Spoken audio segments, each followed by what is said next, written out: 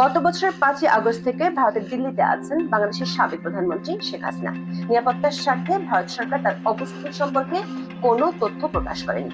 এমনকি তার সাথে পরিবারের 2-1 সদস্য ছাড়া অন্য কারোর সাক্ষাৎও করতে দেয়নি। কিন্তু সম্প্রতি ভারত সরকার বাংলাদেশ আওয়ামী লীগ সভানেত্রী শেখ হাসিনার সাথে দলটির কয়েকজন নেতার সাক্ষাতের অনুমতি দিয়েছে। ফলে শেখ হাসিনা দেশ ছাড়ার 1 বছরের মাথায় প্রথমবারের মতো দলটির কয়েকজন শীর্ষ নেতার সঙ্গে মুখোমুখি বৈঠক করতে যাচ্ছেন।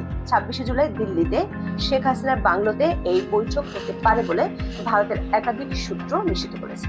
ধারণা করা হচ্ছে, জুলাই হত্যাকাণ্ডের সাথে জড়িত থাকার অভিযোগে এবং দায়েরকৃত মামলাগুলো মোকাবেলা এবং সাম্প্রতিক গোপালগঞ্জে সংঘটিত হত্যাকাণ্ড ও মানবাধিকার লঙ্ঘনের বিষয়টি আন্তর্জাতিক পরিমণ্ডলে প্রচার এবং দলের ভবিষ্যৎ কর্মপরিকল্পনা সম্পর্কে এই বৈঠকে আলোচনা হতে পারে। জুলাই আন্দোলনে গত বছরের 5ই আগস্ট ক্ষমতা হারায় আওয়ামী লীগ। দলটি 2009 সাল থেকে একটানা বাংলাদেশের ক্ষমতার কেন্দ্রে ছিল। 5ই আগস্ট শেখ হাসিনা দেশ ছেড়ে চলে যান ভারতে। সে সময় তার কাছে ছিল লাল পাসপোর্ট। পরে বাংলাদেশের অন্তর্বর্তী সরকার তার সেই লাল পাসপোর্ট বাতিল করে। ভারত সরকার আনুষ্ঠানিকভাবে জানিয়েছিল শেখ হাসিনা ভারত সরকারের রাষ্ট্রীয় অতিথি হিসেবে দেশটিতে আছেন। বাংলাদেশের পররাষ্ট্র মন্ত্রণালয় থেকে শেখ হাসিনাকে ফেরত চেয়ে নোট ভারবানো পাঠানো হয়েছিল, কিন্তু ভারত সরকার তার কোনো উত্তর দেয়নি। এর মধ্যে শেখ হাসিনা দিল্লি থেকে সামাজিক মাধ্যমে প্রায় বক্তব্য দেন, বিশেষ করে দলীয় নেতা কর্মীদের উদ্দেশ্যে বক্তব্য দিয়ে থাকেন। তেমন একটা বক্তব্যকে ঘিরে বাংলাদেশের আন্তর্জাতিক অপরাধ ট্রাইব্যুনালে আদালত অবমাননার মামলা দায়ের হয়েছিল।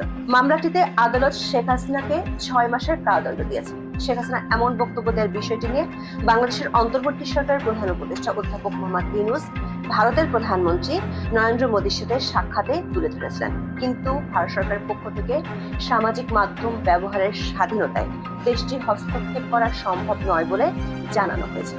এর মধ্যে বাংলাদেশের অন্তর্বর্তী সরকার বহুবার করবে না করবে বললেও শেষ পর্যন্ত আওয়ামী লীগের কার্যক্রম নিষিদ্ধ করেছে। অভিযোগ আছে, সরকার সমর্থক কিংস পার্টির নেতাদের খুশি করতে দেশি বিদেশি বিরোধিতা সত্ত্বেও ডক্টর ইউনূস প্রশাসন আওয়ামী লীগের কার্যক্রমে নিষেধাজ্ঞা আরোপ করে।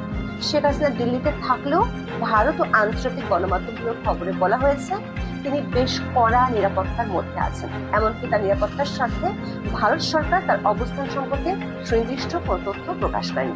এমনকি তার সাথে কারো দেখা সাক্ষাতেও ছিল কড়াকড়ি। শেখ হাসিনা দেশ ছাড়ার সময় তার সঙ্গী ছিলেন ছোট বোন শেখ রেহানা।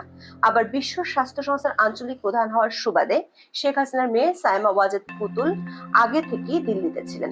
সূত্রগুলো বলছে, গত ঈদুল আজহার সময় দিল্লিতে যান শেখ হাসিনার মার্কিন প্রবাসী পুত্র সজীব ওয়াজেদ জয়। তিনি সেখানে 7 দিনের মতো তার মায়ের সাথে কাটিয়েছেন। সজীব ওয়াজেদ জয় এর আগে বাংলাদেশি পাসপোর্ট ব্যবহার করতেন।